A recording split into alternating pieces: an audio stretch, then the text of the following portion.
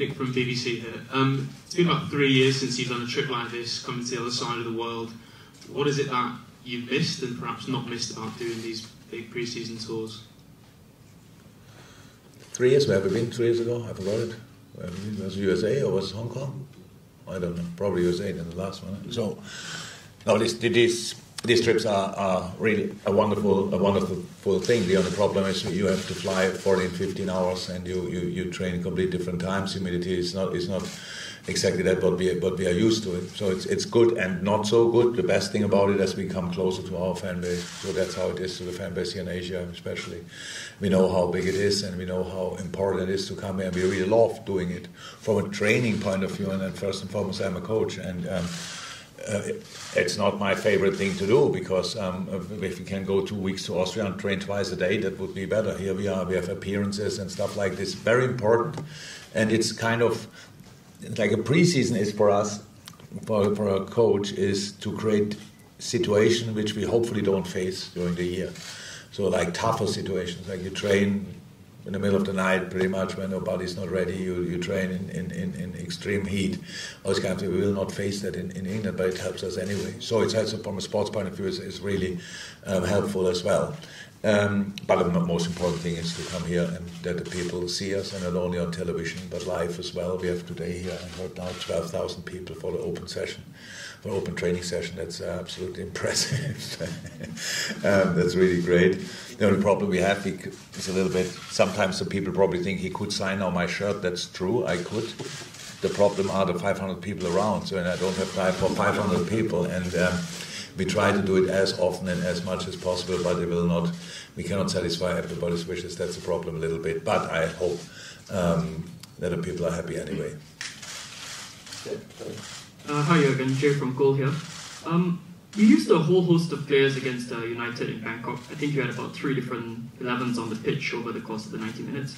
Can we expect something similar tomorrow, or are you going to use a more fixed set of players?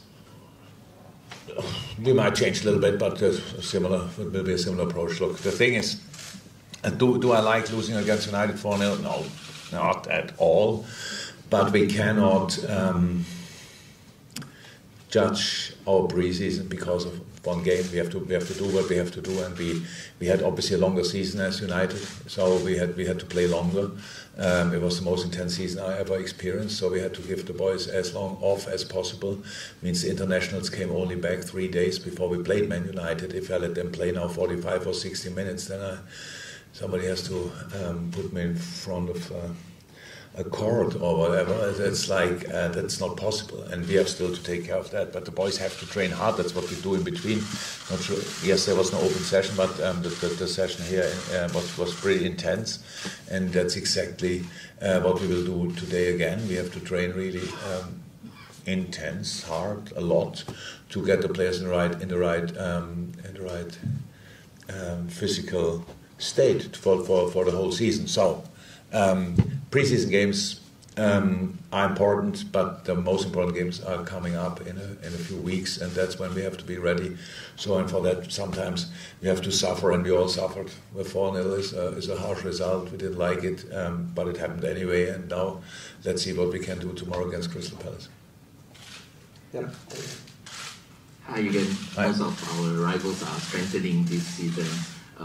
How do you rate your chances this coming season? Our rivals are what?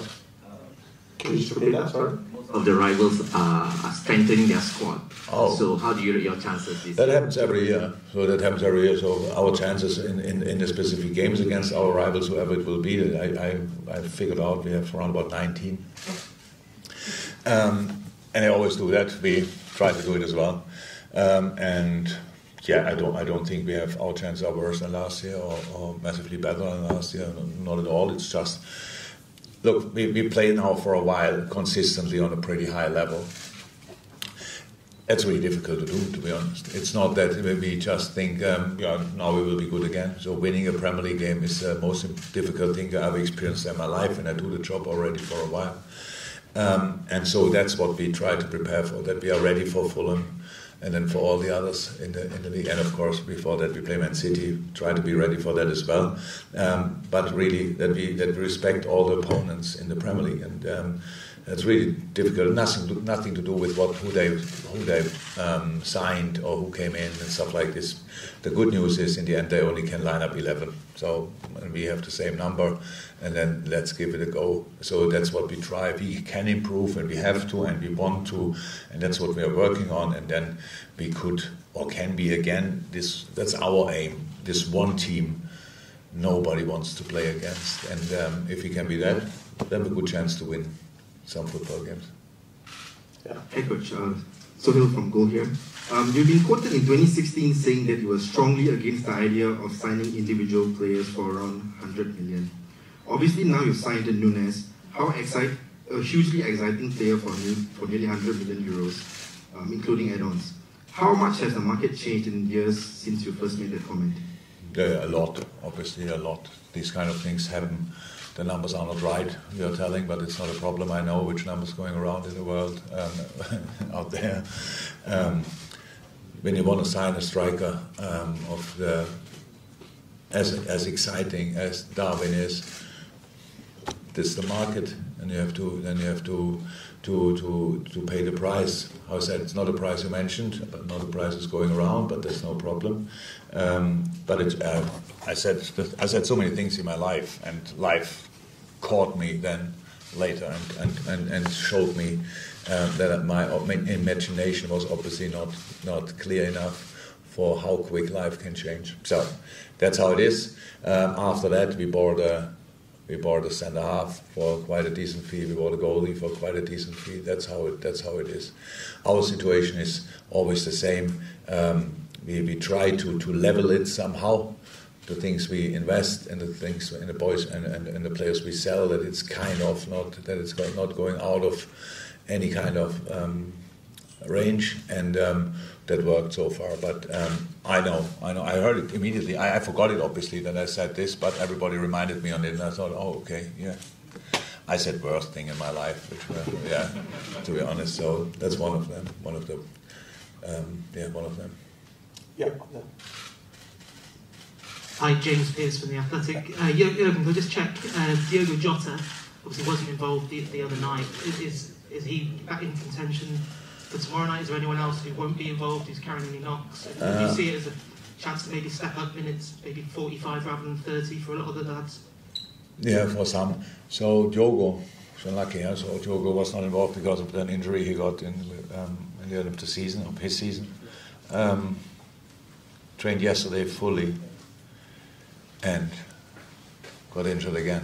So that's really not cool. But we have to wait for the results yet. We had further assessment this morning, so we have to see. Ali was not 100%. Finished the session earlier, just up or during the warming up, felt something. So out there we have as well to wait. I think pretty much all the others are fine. So that's it. And yeah, some might get 45 minutes tomorrow. We have to see. But again, it's a period of the year where we have to be really careful with different things. And footballers these are our only boys we have. We have a lot of them, but these are the only ones we have, and so we have to take care. And we bring them in the best possible situation for the whole season. Can I just check with Diogo? Is that his hamstring again? Is it the same thing that's aggravated? We will see. Yeah, so the same region. Yeah. Hi, Jurgen Klopp from the Straits Times. Welcome to Singapore. Thank you. Over the last few days, we've actually asked a lot of Liverpool fans in Singapore who they are most excited to see, who they are most looking forward to, and most of the answers have been Jurgen Klopp. Not Mo Salah, not Andy Robertson or anybody else. They should see me play once, then. How does it make you feel? Are you surprised by that? Yeah, thank you very much, first and foremost, for that. It was never my aim to be in the middle of interest in these kind of situations. I'm the biggest fan and the biggest supporter of my football team. So I admire them so much, and I think every single player of them would deserve to receive the maximum love or attention, if you want. But I realized when I step out of the hotel that the noise changed slightly. And yeah, it's nice, to be honest. It's in this business. Meanwhile, it's like that because you're the manager of a really good football team, and my face is more often on the camera than probably other faces, and I don't run while the camera is at me, so people can really recognize me. And yeah, that's it. It's nice, but it was never my aim that this would happen. Yeah, no. Good evening, Jurgen. Irvin from Sport Plus. So, I think many fans and pundits alike have identified Liverpool's central midfield as an area that can be improved on. Obviously, you guys signed Fabio Carvalho, and you have the likes of Tyler Morton Academy coming up. But is that an area where Liverpool will be looking to strengthen in the market before it closes? Now, how I said, if nobody wants to leave, but no player came to me with that request yet, I don't expect it really, to be honest. There's no need for a new midfielder. We cannot just add on midfielders. We respect the contracts with our boys as well. That means as long we sign them, they get all our support in training and between the sessions and during the games and between the games and these kind of things. And that's the situation. And we can count our midfielders. And for me, Harvey Elliott is a new signing as well after last season, how he started and all these kind of things. And then he's very young and came back brilliant, and then had a little low that's completely normal after that being that long out. So really excited about seeing him. And if you go through the quality of the players we have is really high. And people make one mistake. They underestimate the chance that a player who didn't play his best season last year might play the best season this year. And it's like football fans, I'm not sure all, but some don't give people the chance to improve. It's like he didn't play well last year, so he cannot score goals, he cannot do that, so get him out of the house. Thank God I'm not like this. So I judge potential as much as the last season. Actually, last season it's not really interesting, it's gone. So it's about when a player didn't perform on his highest level, it's at least 50% my fault. So I have to improve, I have to say the right things, I have to say better things, I have to help him in a better way, because it's not about the potential of these players, and that's incredibly high. It's about bringing it on the pitch. And why should we stop that after a year where we nearly won 4 trophies? I know we didn't, but we were as close as somehow possible. That's the reason. So I said, if these boys want to stay, they will stay, and then we will work with that. Thank you, Evan. You're welcome. Yeah, okay. Hi, Jurgen Klopp from ESPN again. Great to have you in Singapore. Obviously, pre-season is a time where there's new signings, a lot of excitement, a lot of, I guess, expectation about new signings as well. I think Nunez, everyone's looking forward with that big price tag as well. I think there's been a bit of premature and unfair reaction on his first outing. How much do you think there will be that pressure with a huge price tag, but as a club, as a manager, how much do you also want to, I guess, protect him from this external pressure with the media and all, knowing that he might take time to succeed, but he will get there eventually? I'm not worried at all. So the general judgment is absolutely nil interesting. So and it will be like this, and we all know it's kind of like a joke or a game for some people to pick out some situations where a player is not doing well. The only really important thing is, first and foremost, how I judge the situation. It's important for the player, and I couldn't be more calm about it. I'm completely convinced about his potential. And actually what our people think, so the Liverpool supporter and the whole world. So and they should know now, after a while, that new players need time and get time. And we should be the first, all Liverpool supporters on this planet, the first ones who just delete the fee we paid. Just delete it. It's not important. Now a boy from us, and now we do absolutely everything to not only see the things we saw from him at Benfica. No, from there we go. This is the basis. And again, it's my responsibility to help Darwin that he can fulfill his full potential. And I'm in it. I'm in that responsibility, and I'm completely calm. I know with strikers it's like this. He missed a chance, and then we have these kind of nervous people out there, oh my God, he missed a chance. I can promise he will not be the last. For no striker in the world, they will miss chances. That's how it is. Having them is good, and from there we go. So again, that's only a game from I think a little bit from other clubs, stuff like this, which normal supporters of other clubs. That's what our fans probably do with signings of Manchester United and stuff like this. But we cannot take that serious. So I think really, with half of a football brain, you don't doubt the potential of Darwin Nunez. And now we have to help him that he can fulfill it as quick as possible. That's all.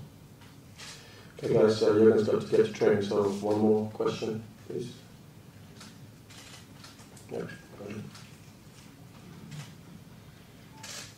Hi, Jurgen. Marcus from OneFootball. Can I ask you about Taki Minamino, who's joined AS Monaco?